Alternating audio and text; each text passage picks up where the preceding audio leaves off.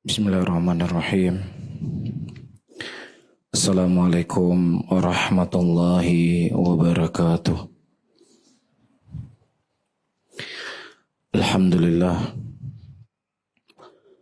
Alhamdulillahi hamdan katsira thayyiban mubarakan fih mubarakan alaih kama yuhibbu rabbuna wa yarda. Wa usalli wa usallim ala nabiyina al-karim Muhammadin wa ala alihi wa ashabihi wa man tabi'ahum bi ihsanin ila yaumiddin. Saudara-saudaraku, kaum muslimin dan kaum muslimat yang dirahmati oleh Allah, ada sebuah hadis yang dikhabarkan oleh Nabi Sallallahu Alaihi Wasallam yang tidak ada satupun di antara kita yang hadir di sini, walaupun tidak menghafal secara lafaz, tetapi hadisnya itu sering kita dengar, sering terlewat di telinga kita, sering terbaca dengan mata-mata kita. Rasulullah Sallallahu Alaihi Wasallam mengatakan, Innallaha la yanduru ila ajsamikum wala suwarikum walakin yanduru ila qulubikum wa a'malikum. Sesungguhnya Allah tidak melihat dari bentuk dan rupanya kalian. Allah enggak melihat ketampanannya kamu. Allah tidak melihat kecantikannya kamu. Allah tidak melihat mulusnya kulitmu. Allah tidak melihat rapinya rambut yang kamu punya. Tetapi yang Allah Subhanahu wa Ta'ala lihat adalah hatimu, amalanmu. Ini yang menjadi sorotan Allah Subhanahu wa Ta'ala. Dan kalau kita boleh jujur, para hadirin dan hadirat yang dimuliakan oleh Allah, mana yang lebih kita fokus, yang lebih kita konsen, sesuatu yang menjadi penglihatannya manusia atau sesuatu yang dilihat oleh Allah Subhanahu wa Ta'ala? Ya, setiap hari yang kita pikirkan adalah penampilan kita. Yang kita lihat selalu adalah fisik kita. Ya, kalau seandainya ada sesuatu yang kurang dari fisik kita, tangan sudah mulai bergetar ketika mengangkat sebuah gelas. Itu tidak menunggu besok. Malam ini kita akan pergi ke dokter. Ada apa dengan tangan saya? Ada apa dengan kesehatan saya? Tapi terkadang subhanallah, Al-Quranul Karim yang sudah kita tidak baca dari semenjak malam terakhir di 27 Ramadan. Sudah sekian bulan kita nggak baca Quran. Tidak pernah kita bertanya, kenapa dengan diri saya? Kenapa dengan hati saya? Sesuatu yang paling jezat yang Allah Subhanahu wa Ta'ala turunkan ke muka bumi ini. Tetapi saya nggak merasa rindu dengan Al-Quran. Ya, padahal kita menyadari semuanya kedudukan seseorang nanti di yaumul qiyamah, sejauh mana dan setinggi apa dia membaca Al-Quranul Karim. Ya, dari contoh yang saya sebutkan di sini, para hadirin dan hadirat yang dimuliakan oleh Allah, ya kita hampir tidak peduli dengan apa yang dilihat oleh Allah. Kita hampir tidak peduli sesuatu yang menjadi bekal kita ketika kita bertemu dengan Allah Rabbul Alamin. Yauma la yanfa'u malun wala banun illa man atallah biqalbin salim. Suatu hari yang tidak akan bermanfaat dari harta dan anak-anak yang dimiliki oleh seseorang kecuali siapa yang datang kepada Allah dengan hati yang selamat. Kita semua sadar dengan ayat ini. Kita semua tahu dengan ayat ini. Tetapi kenapa kita sangat sulit untuk diajak dekat dengan Allah? Kenapa kita sangat sulit untuk diajak berbuat ketaatan kepada Allah Subhanahu wa Ta'ala? Para hadirin dan hadirat, saya ingin bertanya satu soal. Dalam 1 tahun itu ada 12 bulan lamanya. Baik. Dari bulan Muharram sampai bulan Dzulhijjah. Atau dari bulan Januari sampai bulan Desember. Selama 12 bulan itu, mana atau di waktu mana hidup kita itu lebih tenang. Kita tenang, kita Masya Allah, kondisi kita khusyuk, kondisi kita selalu bahagia. Selama 1 tahun, di bulan apa kira-kira yang membuat kita paling bahagia selama hidup di dunia ini? Dalam 1 tahun, di bulan apa? Di bulan apa? Di bulan Ramadan. Subhanallah. Selama bulan Ramadan 30 hari, di hari apa yang paling membuat kita tenang? Di malam berapa? Di 10 akhir bulan Ramadan. Padahal kita punya istri, istrinya sama seperti istri kita di luar bulan Ramadan. Kita punya rumah, yang rumah kita tempati juga sama seperti rumah di luar bulan Ramadan. Kita punya kegiatan, punya pekerjaan, yang pekerjaan kita juga sama, nggak ada bedanya. Penghasilan yang kita miliki juga sama. Di luar bulan Ramadan dengan di dalam bulan Ramadan. Bahkan di dalam bulan Ramadan, pengeluaran kita lebih banyak. Beli baju baru, beli kue, ya harus memberikan angpau atau yang semisalnya. Pengeluaran kita banyak, tapi kita bahagia di bulan Ramadan. Ya, kita khusyuk di bulan Ramadan. Kenapa? Karena di bulan Ramadan kita nggak pernah meninggalkan Al-Quran. Di bulan Ramadan kita nggak pernah absen untuk membaca Al-Quran.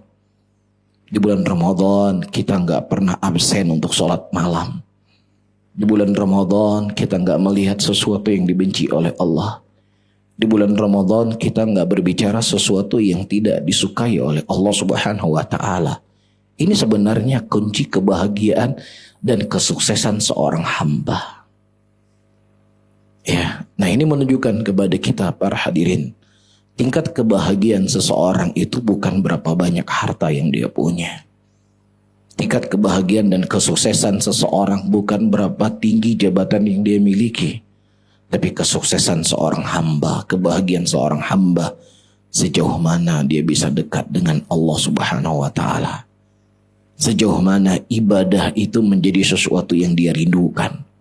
Sejauh mana membaca Al-Quran, salat malam, dia berzikir kepada Allah sesuatu perkara yang dia inginkan atau dia rindukan dalam kehidupannya. Allah yang menciptakan kita. Allah yang lebih tahu apa yang membuat kita akan bahagia. Namun sebagaimana disebut oleh seorang penyair, tarju najata wala tasluk maslakaha fa inna safinata la yajri. Disebutkan bahwasannya seseorang menginginkan kebahagiaan, menginginkan kesuksesan, tetapi dia tidak berjalan di jalan kesuksesan tersebut. Dan ketahuilah bahwasannya kapal itu tidak berjalan di tempat yang yabis. Kapal itu tidak berjalan di tempat yang kering. Kapal itu tidak berjalan di tempat yang tidak ada akhirnya.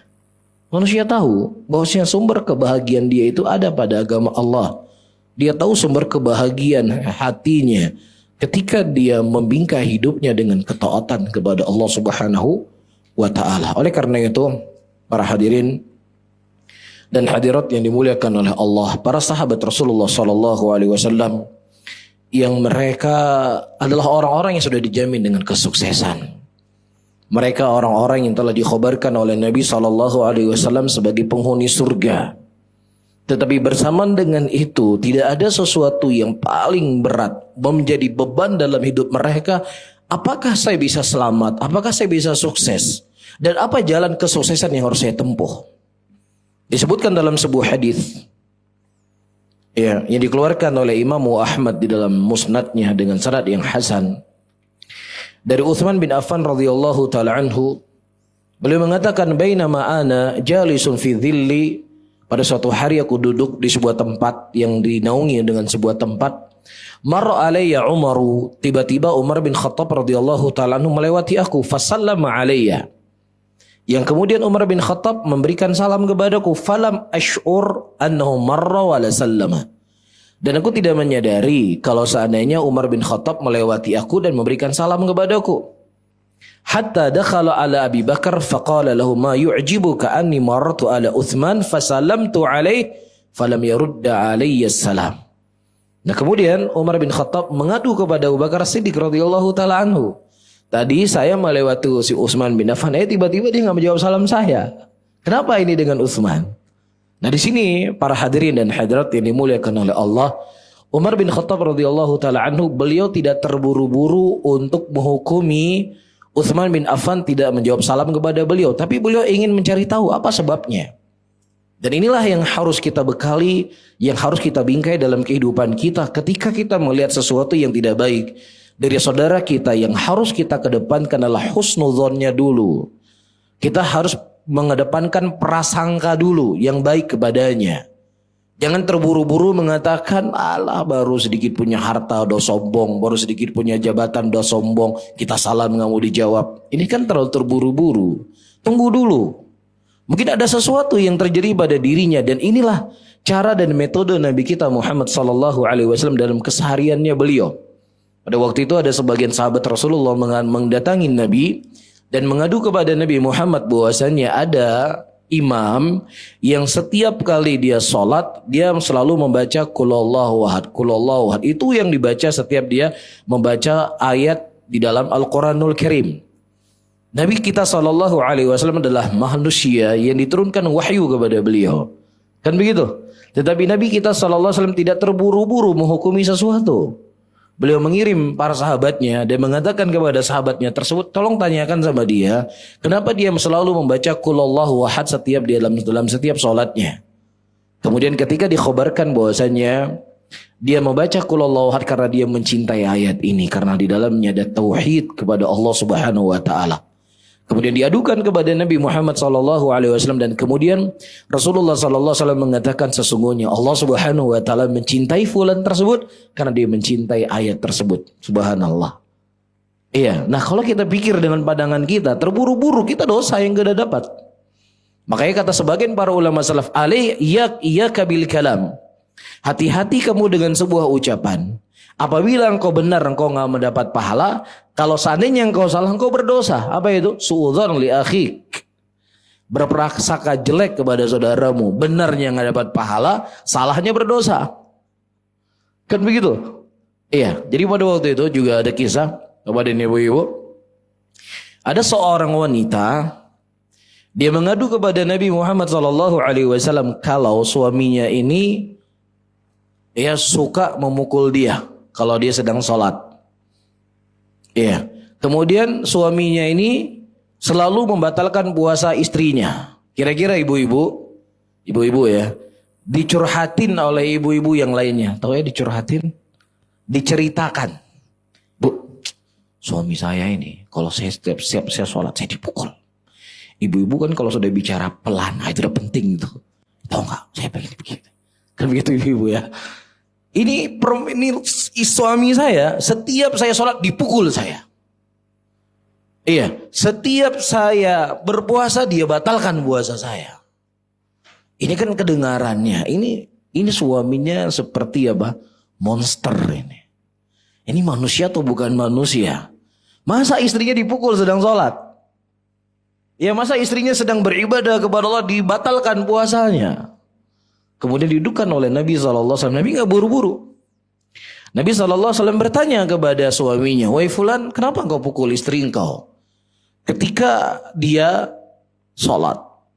Dia berkata, wahai Rasulullah, saya tidaklah menikah dengan istri saya kecuali saya butuh dengan dia. Saya butuh bercanda dengan dia, saya butuh ngobrol dengan dia, saya ingin main-main dengan dia. Lah dia sholat terus ya Rasulullah. Saya sudah ingatkan dia jangan panjang-panjang sholatnya, masih juga panjang sholatnya. Makanya saya pukul dia. Apa komentar Nabi pada waktu itu? Rasulullah berkata, besok-besok kalau kamu sholat jangan panjang-panjang. Mungkin dia hafal Quran 30 juz, ya sudah sambil merojah Quran. Sholat duhanya dari waktu awal duha sampai naik matahari di atas kepala. Merojah Quran. Kedengarannya kan baik kan? Tapi dilarang oleh Nabi SAW, dan Nabi menegur justru perempuan tadi, bukan suaminya yang disalahkan oleh Nabi. Kemudian yang kedua, Kenapa kamu membatalkan puasa suamimu, istrimu? Tahu nggak membatalkan puasa? Maksudnya dia, istrinya lagi puasa, diajak ke tempat tidur, begitu loh maksudnya. Ya, kemudian kata suaminya, ya Rasulullah, saya ini masih muda. Kenapa saya nikah dengan dia? Untuk melampiaskan syahwat saya kepada hal yang dihalalkan oleh Allah. Lah kalau dia tiap hari berpuasa ya Rasulullah, gimana saya ya Rasulullah? Kemudian kata Nabi, besok-besok kalau kamu berpuasa izin dulu dengan suamimu. Ya, makanya di sini para hadirin dan hadirat, jangan sesuatu kita mendengar sebuah khobar, kita langsung memvonis, kita langsung bersuudzon, kita langsung menyalahkan. Tapi kita benar-benar harus ta'ani, harus hati-hati. Kenapa dia berbicara seperti ini? Ketika Rasulullah SAW diturunkan wahyu oleh Allah Subhanahu Wa Taala dan mengkhabarkan, ada seorang sahabat bernama Hatib bin Abi Balta'ah, yang mana dia mengirim surat ke saudara-saudaranya di Mekah kalau Nabi akan menyerang kota Mekah pada waktu itu. Taib, sampai-sampai Allah mengatakan dalam ayatnya, ya ayyuhalladzina amanu la tattakhidhu aduwwi wa aduwakum awliya. Hai orang beriman, jangan kau jadikan musuhku dan musuhmu sebagai penolong-penolong di antara kalian. Allah turunkan ayat. Dan sampai-sampai Umar bin Khattab berkata, ya Rasulullah, izinkan aku untuk memenggal laki-laki munafik ini ya Rasulullah.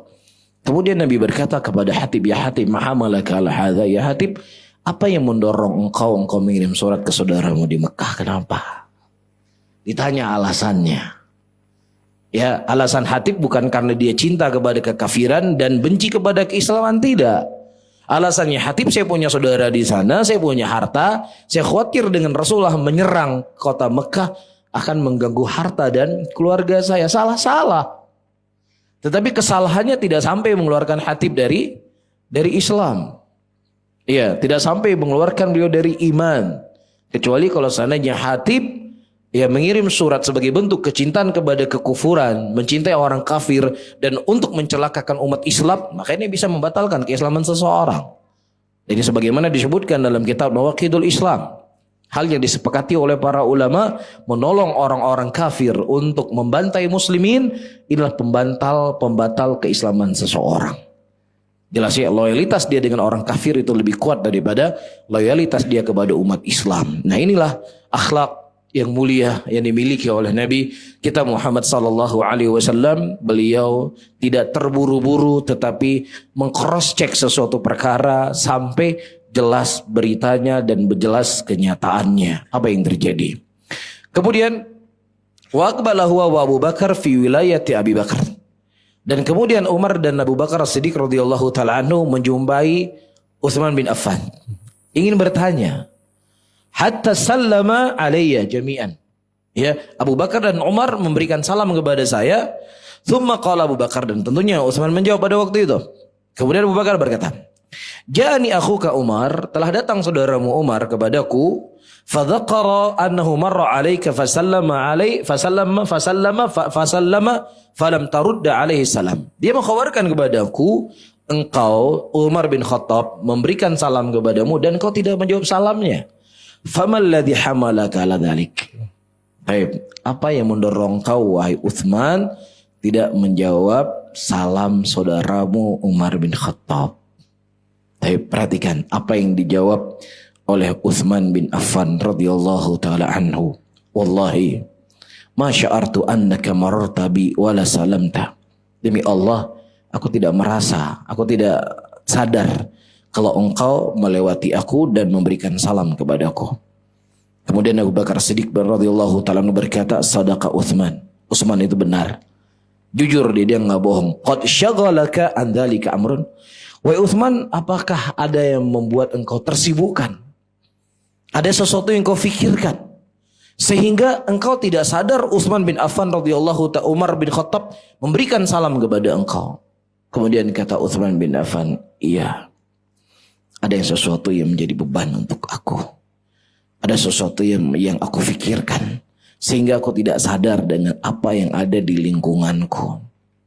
Kalau kita sering seperti Utsman kan. Kadang anak pulang sekolah, assalamualaikum. Nggak sadar anaknya pulang sekolah. Kita juga sedang sibuk. Bedanya kalau kita sibuk dengan HP kita, sehingga kita tidak tahu orang yang ada di sekitar kita. Utsman bin Affan radhiyallahu ta'ala anhu juga tersibukkan pada waktu itu para hadirin dan hadirat yang dimuliakan oleh Allah, tetapi yang beliau fikirkan, beliau berkata, tawaffallahu nabiyahu sallallahu alaihi wasallam qabla an nas'aluhu an najati hadal abr. Nabi sallallahu alaihi wasallam wafat dan aku belum sempat bertanya kepada Nabi sallallahu alaihi wasallam apa yang bisa menyelamatkan aku daripada kehidupan dunia ini. Apa yang bisa menyelamatkan aku daripada fitnah? Apa yang bisa menyelamatkan aku daripada fitnah syubhat, dari fitnah syahwat? Ini yang menjadi beban pikirannya Uthman bin Affan. Dalam keadaan Uthman bin Affan radhiyallahu taala anhu dikhabarkan oleh Nabi sallallahu alaihi wasallam, Uthman rafiqi fil jannah. Uthman itu sahabatku di dalam surga. Tapi beliau khawatir, apa aku bisa selamat ataukah tidak bisa selamat? Apakah aku akan bisa melewati beraneka ragam fitnah dunia yang aku hadapi ataukah tidak? Subhanallah. Perkara-perkara ini para hadirin mungkin gak pernah terfikir di pikiran kita. Ya, apalagi kita mau bertanya, terfikir pun gak pernah. Yang selalu kita fikirkan, ya, kalau seandainya saya mati, anak saya kira-kira siapa yang kasih makan? Kalau seandainya nanti saya pensiun, kira-kira apakah saya masih mampu menyekolahkan anak saya? Ya, ini kalau seandainya saya sakit, kira-kira bisnis saya masih jalan atau tidak? Itu yang selalu yang ada di pikiran kita. Itu yang selalu tertanam dalam hati kita. Dunia, dunia, dunia, dan dunia. Kekhawatiran dunia itu selalu yang jadi beban pikiran kita. Tapi kita nggak pernah berpikir bagaimana kondisi saya ketika pertama saya dalam kubur saya. Bagaimana kondisi saya ketika saya dibangkitkan oleh Allah Subhanahu wa taala kelak di yaumul qiyamah. Bagaimana kondisi saya ketika saya melewati sirat, yang dia itu lebih tajam daripada pedang dan lebih halus daripada rambut, yang di bawahnya ada neraka jahanam. Apakah saya bisa selamat melewati tempat tersebut ataukah tidak? Abu Dzar Al-Ghifari radhiyallahu taala anhu, sahabiyun jalil. Beliau berkata, sami'tun Nabiyya sallallahu alaihi wasallam. Aku mendengar Nabi sallallahu alaihi wasallam menyebutkan tentang sirat, yang dia itu lebih halus daripada rambut, lebih tajam daripada pedang. Tetapi Rasulullah sallallahu alaihi wasallam tidak pernah mengkhabarkan kepadaku, wahai Abu Dzar, engkau adalah orang yang selamat melewati tempat tersebut. Aku tidak pernah mendengar itu dari Nabi Muhammad sallallahu alaihi wasallam. Itu yang mereka khawatirkan. Itu yang mereka takutkan, dan itu semuanya adalah buah dari keimanan. Itu buah daripada kecintaan kepada Allah Subhanahu wa taala. Itu buah daripada iman seseorang kepada hari akhir. Takutnya dia dengan hari-hari tersebut yang akan dia lewati dalam kehidupannya, dalam keadaan sudah begitu banyak amalan-amalan yang telah mereka kumpulkan. Subhanallah. Termasuk di sini siapa? Uthman bin Affan. Orang yang sudah pasti selamat, tetapi masih mencari jalan. Apa jalan supaya saya bisa sukses? Lah, kita belum tentu selamat, ya, tetapi nggak ada usaha untuk mencari jalan keselamatan. Dan kalaupun kadang kita sudah tahu jalan keselamatan tersebut, tapi justru kita menghindar daripada jalan yang akan membuat kita selamat. Kemudian para hadirin dan hadirat yang dimuliakan oleh Allah, qala Abu Bakar Siddiq radhiyallahu taala anhu, qad sa'altu an dzalik. Kata Abu Bakar Siddiq, aku telah pernah bertanya kepada Nabi Muhammad sallallahu alaihi wasallam. Bukan hanya seorang Uthman bin Affan yang memikirkan apa jalan keselamatan supaya bisa selamat di dunia ini. Abu Bakar Siddiq, manusia yang paling mulia setelah para nabi dan rasul. Kalau seandainya iman seluruh manusia di muka bumi ini ditimbang, selain daripada imannya para nabi dan rasul, maka niscaya imannya Abu Bakar Siddiq lebih berat dari seluruh iman seluruh manusia. Tapi manusia yang memiliki keimanan yang begitu berat ini telah bertanya kepada Nabi Muhammad SAW, ya Rasulullah, apa yang bisa membuat saya selamat ya Rasulullah dari kehidupan dunia ini? Kemudian Nabi SAW ya mengkhabarkan kepada Abu Bakar As-Siddiq, dan itu juga yang dikhabarkan oleh Abu Bakar As-Siddiq kepada Uthman bin Affan radhiyallahu taala anhu, man qabila minni al-kalimata allati aradtu ala ammi faraddaha alayya fahiya lahu najatun. Barang siapa yang seseorang menerima dari aku sebuah kalimat yang kalimat itu pernah aku sampaikan kepada pamanku dan kemudian pamanku menolaknya, maka kalimat itulah yang akan membuat seseorang itu sukses. Kalimat apa para hadirin? Kalimat apa? La ilaha illallah. Inilah kalimat kesuksesan. Ya, man kana akhiru kalamihi la ilaha illallah dakhalal jannah. Barang siapa yang seseorang akhir ucapannya adalah la ilaha illallah, maka dia akan masuk ke dalam surga. Dan kalimat la ilaha illallah ini bukan hanya sebatas ucapan. Kalimat la ilaha illallah bukan hanya ditempel di dinding-dinding, tetapi ada konsekuensi yang harus seseorang tegakkan di dalam dia menjalankan kalimat la ilaha illallah dalam kehidupannya. Para hadirin dan hadirat, Allah Subhanahu wa taala memerintahkan kita dengan perintah-perintah. Allah Subhanahu wa taala melarang kita dengan larangan-larangan. Mungkin kita sudah terima. Saya terima Allah memerintahkan sholat, saya terima Allah perintahkan puasa, saya terima Allah perintahkan saya untuk berhijab bagi kaum wanita, saya terima Allah Subhanahu wa taala mewajibkan kita puasa, kita terima. Begitu juga saya terima Allah mengharamkan zina, mengharamkan khamar, saya terima. Iya, mengharamkan mencuri, saya terima itu semuanya. Tetapi belum cukup kita dikatakan sebagai orang yang telah merealisasikan kalimat tauhid la ilaha illallah. Sampai kita juga harus menerima segala takdir yang Allah takdirkan kepada kita. Apakah itu takdir baik untuk kita, ataukah itu takdir yang jelek untuk kita? Siap nggak kita menerimanya? Ya, mungkin seseorang ketika dia mendapatkan nikmat dia bisa dekat dengan Allah. Tetapi apakah bisa menjamin kalau seandainya Allah Subhanahu wa taala menguji kita, Allah mencoba kita, apakah kita masih dekat dengan Allah Subhanahu wa taala ataukah tidak? Atau justru ketika Allah menguji kita, kita semakin jauh darinya. Kita lupa dengan Allah Subhanahu wa taala. Di sini menunjukkan bahwasanya kita belum merealisasikan kalimat tauhid la ilaha illallah. Teman-teman semuanya, bapak dan ibu-ibu yang dimuliakan oleh Allah. Ketika Nabi Yakub alaihissalam diuji oleh Allah. Apa ujiannya Nabi Yakub? Ya, ditinggal oleh putra kesayangan beliau Yusuf alaihissalam. Ya, dibuang oleh saudaranya.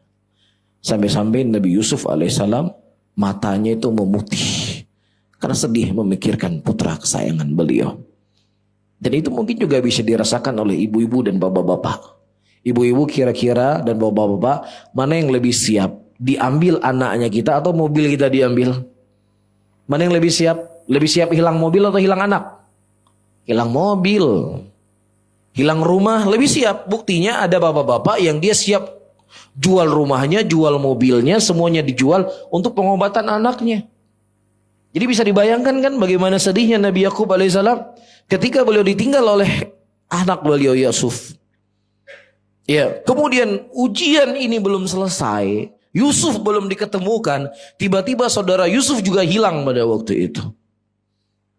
Ya, karena ditangkap oleh Nabi Yusuf alaihissalam karena Nabi Yusuf tahu ini ada adiknya dia. Sementara saudara-saudara Yusuf nggak tahu kalau itu Nabi Yusuf yang mereka datangi. Kan seperti itu. Di tengah kesedihan Nabi Yakub alaihissalam diuji dan dicoba oleh Allah Subhanahu wa taala. Allah sebutkan dalam Al-Quran. Beliau berkata kepada anak-anaknya, wahai anak-anakku, carilah saudaramu dan jangan pernah berputus asa dari rahmatnya Allah Subhanahu wa taala. Beliau sedang diuji oleh Allah. Beliau sedang dicoba oleh Allah. Beliau bukan sedang diberikan kenikmatan oleh Allah, tetapi beliau diuji dengan ujian yang sangat berat.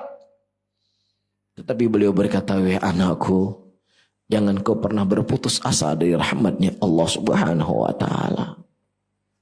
Subhanallah. Begitulah hakikat orang-orang yang merealisasikan kalimat tauhid la ilaha illallah. Tapi subhanallah, kita ketika kita diberikan nikmat oleh Allah, kita lupa dengan Allah Subhanahu wa taala. Ketika Allah memberikan kita kelapangan, kita lalai dari Allah Subhanahu wa taala. Ketika kita diuji oleh Allah, kenapa Allah menguji saya? Kenapa Allah berikan kepada saya seperti ini? Ya, ketika diberikan nikmat oleh Allah, dia lupa dengan Allah. Ketika diuji oleh Allah, dia salahkan Allah. Nauzubillah. Tapi tidak dengan orang-orang yang faham benar hakikat dari kalimat tauhid la ilaha illallah. Ya, justru beliau menanamkan ketauhidan kepada anak-anaknya. Jangan pernah kalian berputus asa dari rahmatnya Allah Subhanahu wa taala. Subhanallah. Begitu juga para hadirin dan hadirat yang dimuliakan oleh Allah, kisah-kisah yang lainnya. Dari kisah-kisah kehidupan para nabi dan kisah kehidupan para rasul yang mereka benar-benar jujur keimanan mereka kepada Allah. Ketika mereka mendapatkan nikmat, mereka bersyukur. Ketika mereka diuji dan dicoba oleh Allah Subhanahu wa taala, mereka bersabar dengan ujian tersebut. Ketika Nabi Zakaria alaihissalam berdoa dan memohon kepada Allah Subhanahu wa taala agar diberikan kepadanya keturunan.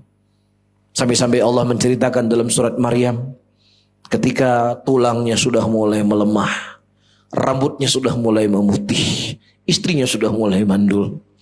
Dia berkata apa? Ya Allah, aku tidak pernah sama sekali kecewa berdoa kepadamu, ya Rabbku. Aku gak pernah kecewa berdoa kepadamu. Dalam keadaan beliau berdoa sudah puluhan tahun. Bukan setahun 2 tahun, bukan sehari 2 hari, bukan seminggu 2 minggu. Bukan sebulan 2 bulan, puluhan tahun beliau berdoa kepada Allah. Tapi beliau berkata, ya Allah, aku tidak pernah sama sekali kecewa untuk berdoa kepadamu, ya Rabbku. Sementara kita baru sebulan berdoa sama Allah dan belum diijabahi, kemudian kita tinggalkan doa. Baru 2 bulan kita berdoa meminta kepada Allah dan Allah belum mengijabahi, kita sudah salahkan Allah. Ini menunjukkan kepada kita semuanya, la ilaha illallah itu masih hanya terhias di dinding-dinding rumah kita. La ilaha illallah itu hanya sekedar ucapan yang membasahi lisan kita. Kalimat la ilaha illallah belum masuk ke dalam hati kita. Karena orang yang telah mencerna dari kalimat la ilaha illallah dalam hatinya, Allah itu maha besar. Allah adalah zat yang kita ibadahi. Dan dialah yang telah memberikan ujian dan cobaan kepada kita. Dan dialah sebaik-baik penolong. Dan dia yang lebih tahu apa yang terbaik untuk hambanya tersebut. Jelas ya? Jadi bukan hanya sekedar ucapan la ilaha illallah dari ucapan Nabi SAW di sini. Sudah ada nih? Belum. Baik. Kemudian perhatikan di sini kata Syekh Abdul Razak hafizahullahu taala, "Faman ta'ammala fi hadhil qissah al-'azimah alima anna amran najati amrun 'azimun hatta innahu la yahummu wa yashghalu balal mu'minina as-sadiqin." Fahada Uthman radhiyallahu ta'ala anhu ahammahu amrun najati ma'a qaulin Nabi sallallahu alaihi wasallam fihi wa Uthman fil jannah wa qaulihi sallallahu alaihi wasallam ma darra Uthman ma amila ba'dal yawm. Siapa yang memperhatikan dari kisah yang kita baca tadi, ini merupakan kisah yang sangat besar, kisah yang sangat agung, di mana dengan kisah tersebut kita mengetahui bahwasanya perkara sukses, perkara selamat, keselamatan adalah perkara yang sangat besar. Sampai-sampai tersibukkan ya orang-orang sekaliber Uthman bin Affan radhiyallahu taala anhu.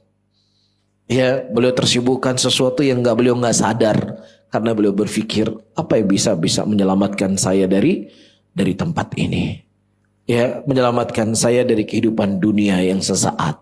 Menyelamatkan saya dari kehidupan dunia yang mana kenikmatan dunia itu adalah kenikmatan yang kita nggak bisa percaya.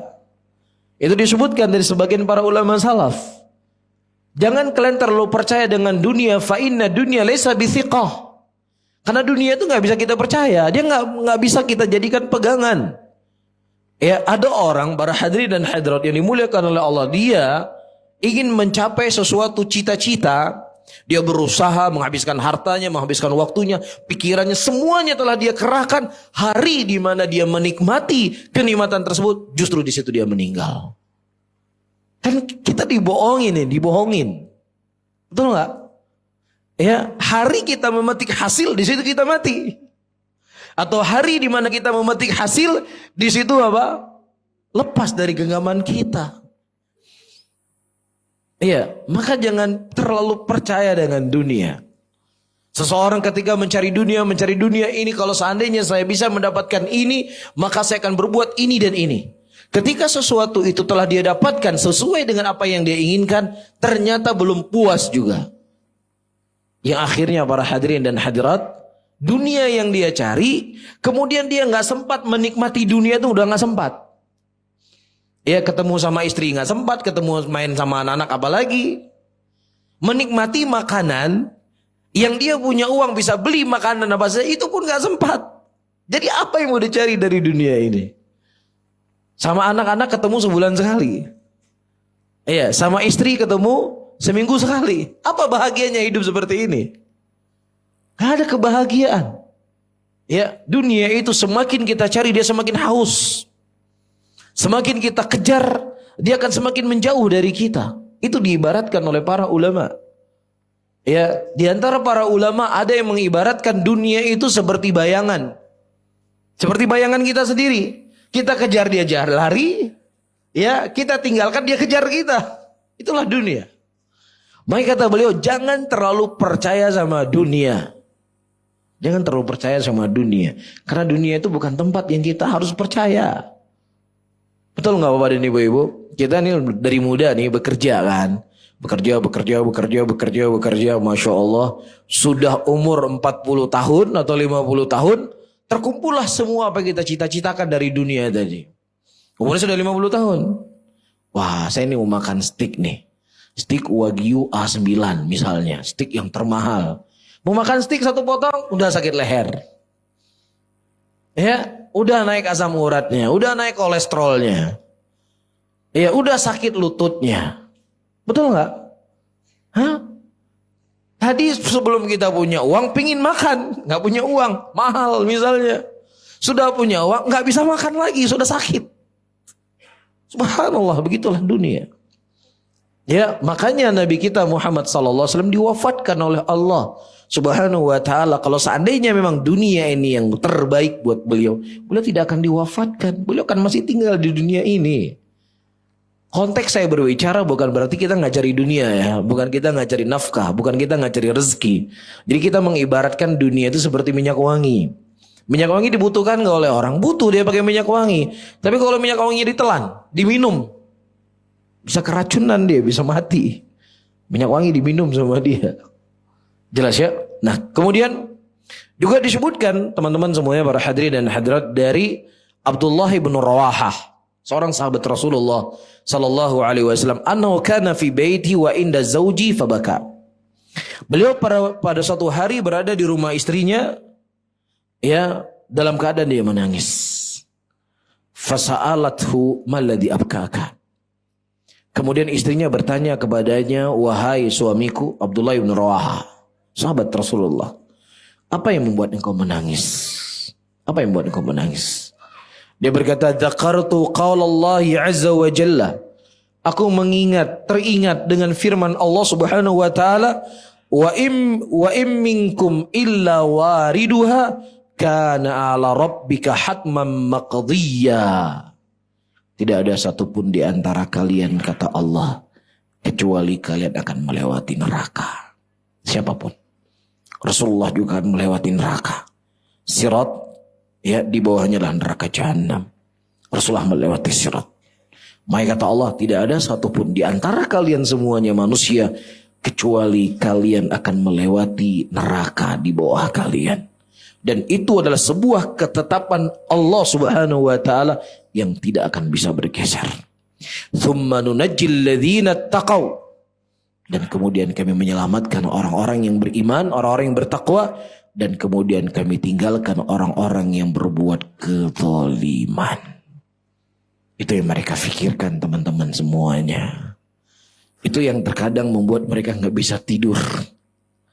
Itu yang terkadang membuat mereka tidak nikmat merasakan nikmatnya makanannya. Hilang semua rasa dari mereka. Ini yang membuat mereka itu menangis. memikirkan kondisi dan keadaan ketika Allah membangkitkan mereka kelak di yaumul qiyamah. Bukan banyaknya amalan yang telah kita kumpulkan hari ini teman-teman semuanya, bukan. Tetapi hati kita yang lalai. Hati kita yang penuh dengan banyak dosa dan banyak maksiat sehingga terhijabi kita dengan perkara-perkara tersebut. Ya, Utsman bin Affan radhiyallahu taala anhu. Dalam riwayat yang lainnya beliau pernah mengantarkan jenazah sehingga beliau menangis sampai jenggotnya basah lebat pada waktu basah karena kencangnya air mata yang keluar dari mata beliau. Kemudian orang-orang bertanya, "Wahai Amirul Mukminin Utsman bin Affan, kami tidak pernah melihat engkau menangis sebelumnya dalam keadaan diingatkan kepada engkau neraka." Kata Utsman bin Affan, "Bagaimana aku tidak menangis?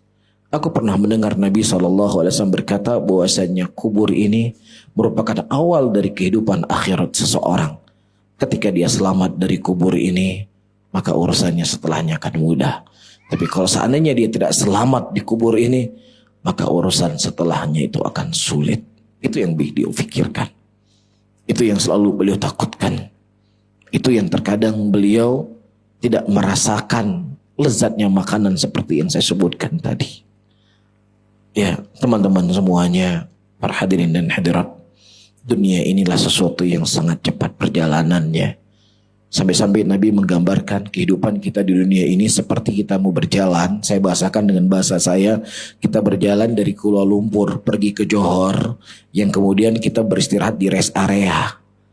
Berapa lama sih kita istirahat di rest area? Kita cuma mau ke toilet, mungkin makan, atau hanya beberapa menit kemudian kita akan pergi. Segitulah kehidupan dunia hakikat yang akan kita lewati di dunia ini. Oleh karena itu, ya jangan pernah kita mengorbankan kehidupan akhirat hanya untuk mendapatkan kesenangan daripada dunia sesaat ini. Al-Imam Hasan Al-Basri rahimahullahu ta'ala, beliau pernah menyampaikan sebuah wasiat yang cukup berharga. Beliau berkata, kalau seandainya surga ada di kutub utara dan aku berdiri di kutub selatan, maka niscaya panasnya nerakanya Allah, bukan surga, neraka ya, maka panasnya nerakanya Allah itu akan membuat meleleh dan kemudian akan keluar daripada hidungku. Aku berada di kutub utara, sementara neraka berada di kutub selatan. Panasnya itu akan terasa sampai meleleh otakku, kata Al-Imam Hasan Al-Basri. Kemudian beliau berkata, wahai hamba-hamba Allah, kenikmatan yang kalian dapatkan dari kehidupan dunia ini dengan kalian bermaksiat kepada Allah, ya itu tidak sebanding dengan dahsyatnya azab yang akan ditimpakan oleh Allah Subhanahu wa taala kelak di yaumul qiyamah. Seseorang ketika dia bermaksiat, dia mendapatkan kelezatan dengan maksiatnya. Ketika dia berfoya-foya hidup tanpa ada batasan agama, mungkin dia mendapatkan ketenangan di situ, tapi ketenangan yang sesaat, ketenangan yang menipu. Dan kemudian azabnya Allah Subhanahu wa taala itu sungguh sangat menyakitkan. Ya, oleh karena itu para hadirin, bersabarlah sesaat. Bersabar sesaat kita hidup di dunia ini. Bersabar untuk bisa taat sama Allah, bersabar untuk jauh daripada untuk tidak bermaksiat kepada Allah, dan bersabar dengan segala ujian dan cobaan yang Allah berikan kepada kita. Sampai kapan? Kalau seandainya malam ini Allah mencabut nyawa kita, sampai malam ini. Kalau seandainya besok Allah cabut nyawa kita, sampai besok. Ya, jadi bukan waktu yang lama. Waktu itu begitu cepat. Wallahu ta'ala alam bisawab. Mungkin kita azan dulu ya. Nanti baru lanjut. Baik, barakallahu fikum. Baik, kita lanjutkan kembali para hadirin hadirat. Kita sampai jam berapa kajiannya? Sampai jam berapa kajiannya? Sampai jam 9. Baik, jam 9 selesai. Baik. Kemudian sampai jam 9 ya selesai. Para hadirin dan hadirat ini dimuliakan oleh Allah. Ketika Abdullah ibn Rawahah membaca ayat ini, dan beliau berkata, fala adri ananju minha amla. Dan kita tidak tahu apakah kita akan bisa selamat ataukah tidak.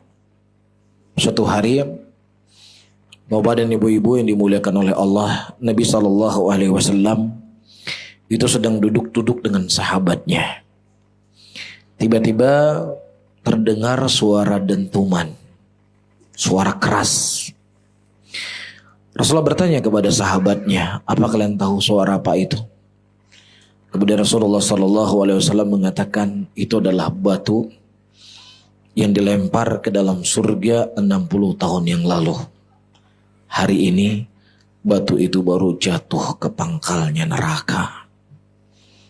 Ya, seseorang kalau dia naik dari tempat yang rendah ke tinggi itu butuh waktu kan. Tapi kalau jatuh kan cepat kan. Tapi subhanallah, batu yang dimasukkan ke dalam neraka, dilempar ke dalam neraka 60 tahun setelahnya baru sampai ke pangkal neraka. Ya, dan kita harus melewati di atas neraka itu bapak-bapak dan ibu-ibu yang dimuliakan oleh Allah.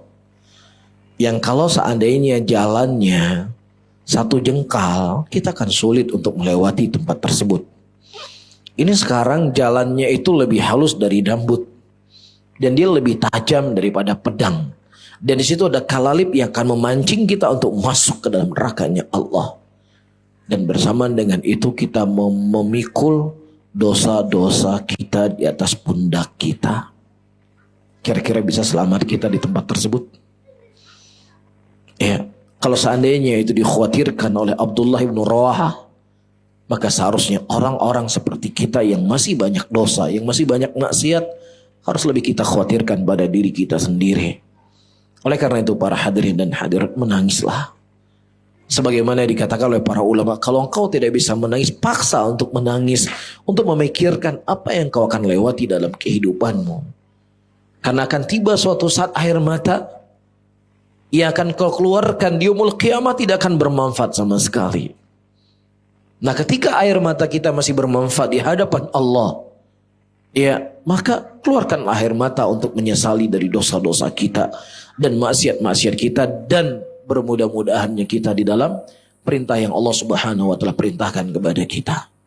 Kemudian kata Syekh Abdul Razak hafizahullah taala, fa idza kanat hadhi halul sabiqin al-awwali min as-sahabati fil ba'thi an mawjibatin najati fi darain wa hum qad bushiru bidukhulil jannah, fa kaifa hal biman ba'dahum.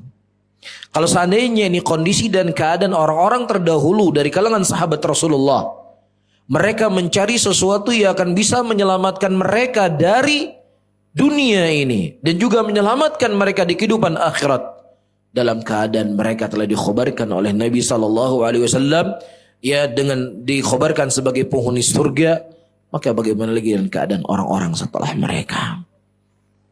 Ya, kemudian para hadirin dan hadirat yang dimuliakan oleh Allah, dari waktu yang tersisa saya akan membaca beberapa poin-poin yang disebutkan oleh Syekh Abdul Razak. Tepatnya ada 10 poin.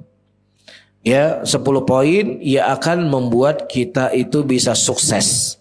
Yang akan membuat kita itu selamat. Namun kalau kita, sebelum saya baca, apa sebenarnya kesuksesan dalam pandangan Islam? Karena kalau kita berbicara tentang kesuksesan, itu akan banyak sekali ya pandangan-pandangan tentang kesuksesan. Ada yang menyebutkan kesuksesan ketika saya bisa mendapatkan wanita yang paling tercantik di tempat saya. Ada yang mengatakan kesuksesan itu kalau seandainya saya bisa mendapatkan derajat tingkat pendidikan tertinggi. Ada lagi dia mendefinisikan dengan kesuksesan ketika saya mendapatkan jabatan yang paling tertinggi di tempat saya bekerja. Iya, itu definisi teman-teman semuanya masih definisi dunia. Ya, yang definisi dunia itu ya seperti dunia, namanya saja dunia. Dunia itu kan artinya dani itu artinya rendah. Tapi dani artinya apa? Rendah, rendahan. Makanya Allah Subhanahu wa taala menyebutkan dalam Al-Qur'an hakikat dari kesuksesan seseorang, yaitu ketika dia bisa selamat dari neraka dan masuk ke dalam surga. Itu hakikat dari kesuksesan. Allah Subhanahu wa taala mengatakan dalam ayatnya, kullu nafsin dha'iqatul maut wa innama tuwaffawna ujurakum yaumal qiyamah faman zuzi'a 'anil nari wa udkhilal jannata faqad faz wa mal hayatud dunya illa mata'ul ghurur. Setiap yang memiliki nyawa, kata Allah, pasti akan merasakan yang namanya kematian. Dan hanya saja mereka akan dibalas amalan mereka kelak di yaumul qiyamah. Barang siapa yang seseorang diselamatkan dari neraka dan dimasukkan ke dalam surga, maka mereka itulah orang-orang yang sukses kata Allah Subhanahu wa taala. Nah, teman-teman semuanya, adik-adik, terkhusus pada adik-adik hari ini ya. Karena memang kalau kita cerita Gen Z ya, di sini di Malaysia juga Gen Z namanya. Kaum milenial. Ya, Gen Z kalau bahasa kita Indonesia, atau bahasa lebih khususnya lagi bahasa anak Jaksel.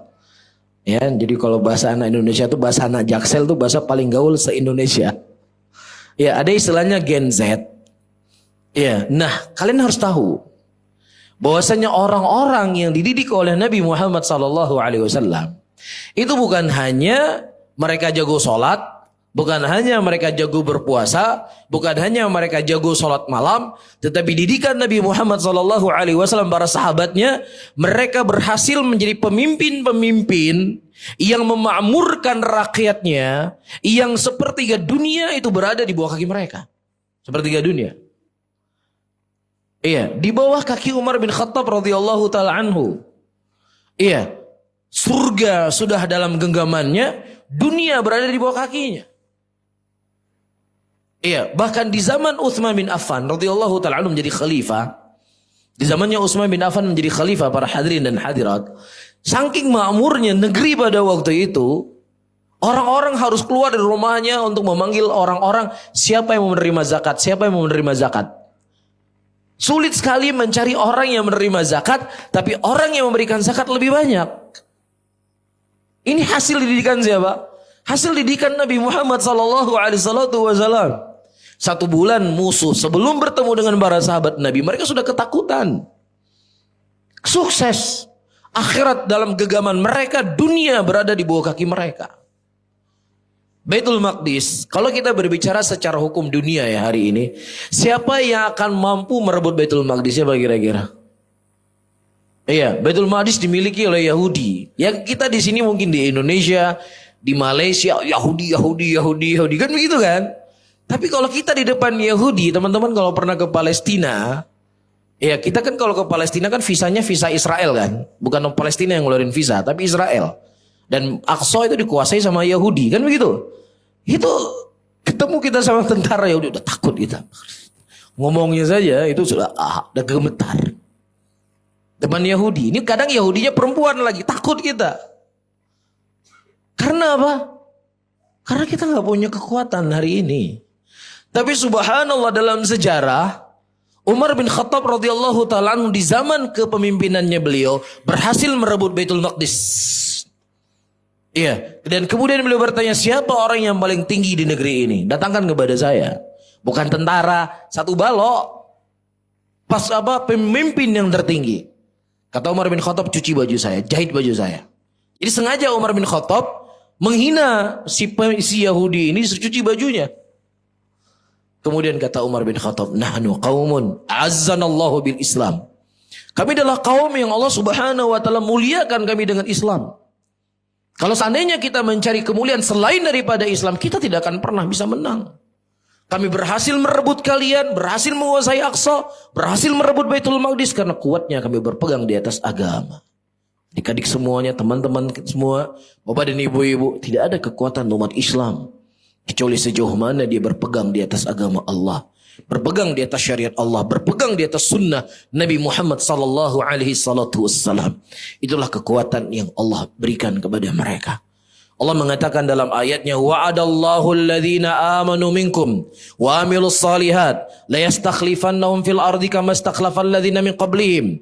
Dan Allah telah berjanji kepada orang-orang yang beriman, ya, Allah akan memberikan kepada mereka kepemimpinan sebagaimana Allah telah memberikan kepemimpinan orang-orang sebelum mereka. Allah akan kuatkan agama mereka dan Allah Subhanahu wa taala akan menggantikan rasa takut dengan keamanan. Kapan itu? Ya'budunani la yusyriku bi syai'ah. Ketika mereka hanya menyembah kepadaku, kata Allah, dan tidak menyekutukan aku dengan sesuatu apapun. Teman-teman semuanya, terkhusus adik-adik, silahkan kalian mencari cita-cita kalian di dunia ini, menjadi dokter, menjadi pilot, menjadi arsitek, atau apapun cita-cita kalian.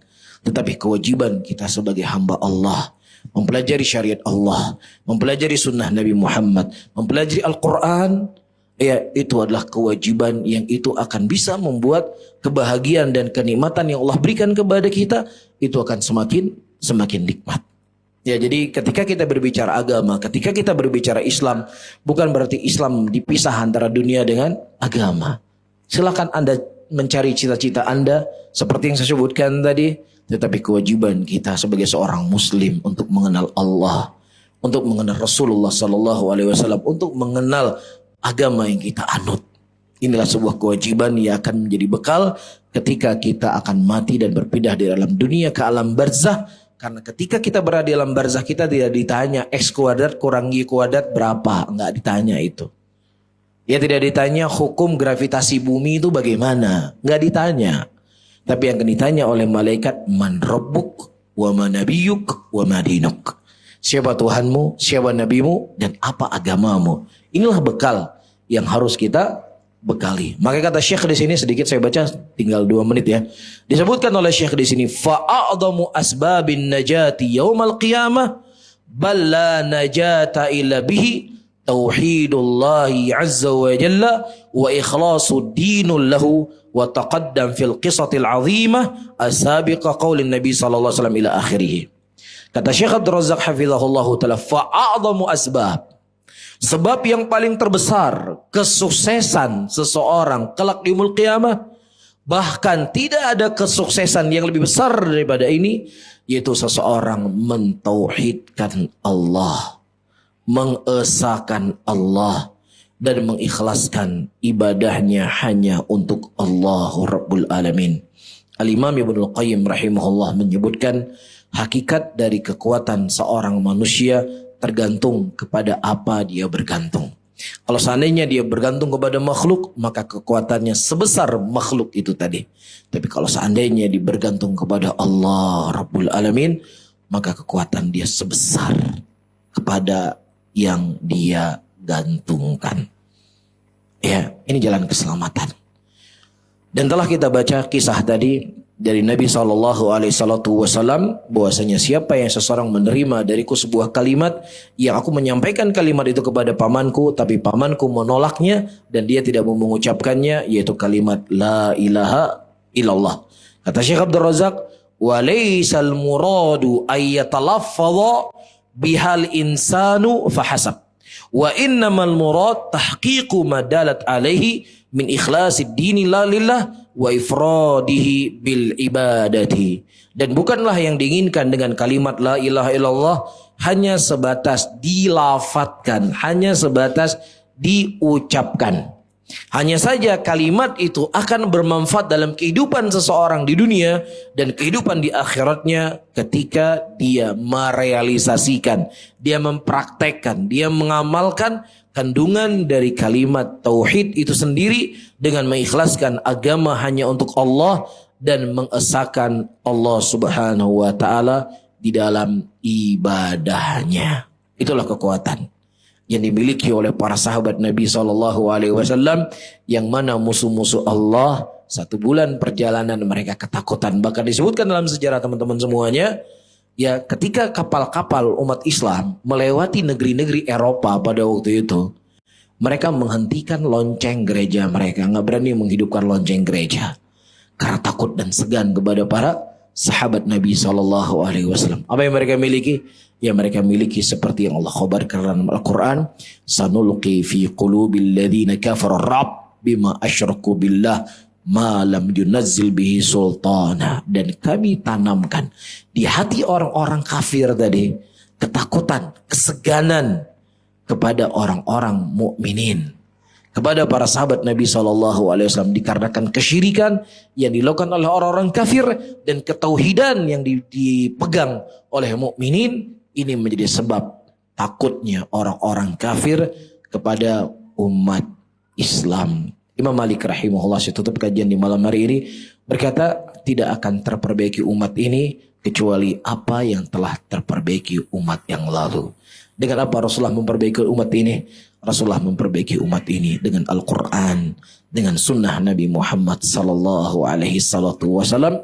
Lahirlah orang-orang hebat seperti Abu Bakar Siddiq, seperti Umar bin Khattab, seperti Uthman bin Affan, seperti Ali bin Abi Thalib, seperti Abdurrahman bin Auf, seperti Talha bin Ubaidillah, wanita-wanitanya seperti Aisyah radhiyallahu taala anhum ajma'in. Maka inilah yang harus selalu kita suarakan, yang harus kita sampaikan kepada umat Islam. Kekuatan umat Islam ada pada agama yang Allah turunkan kepada Nabi Muhammad sallallahu alaihi wasallam. Mungkin ini yang bisa saya sampaikan. Mudah-mudahan bermanfaat untuk saya sendiri dan juga kepada antum semuanya. Dan kita berdoa dan memohon kepada Allah Subhanahu wa taala agar Allah selalu menanamkan keistiqomahan dalam hati kita, kecintaan kepada kebaikan, kecintaan kepada Allah dan kecintaan kepada Rasulnya. Dan selalu kita berdoa kepada Allah sebagaimana doa yang saling dipanjatkan oleh Imam Ahmad rahimahullah. Allahumma amitna alal Islam wa sunnah. Allahumma amitna alal Islam wa sunnah. Ya Allah, wafatkanlah aku di atas Islam dan wafatkanlah aku di atas sunnah Nabi Muhammad sallallahu alaihi wasallam. Tapi mungkin ini yang bisa saya sampaikan. Saya tutup. Subhanallah bihamdika asyhadu an la ilaha illa anta astaghfiruka wa atubu ilaih. Wassalamualaikum warahmatullahi wabarakatuh.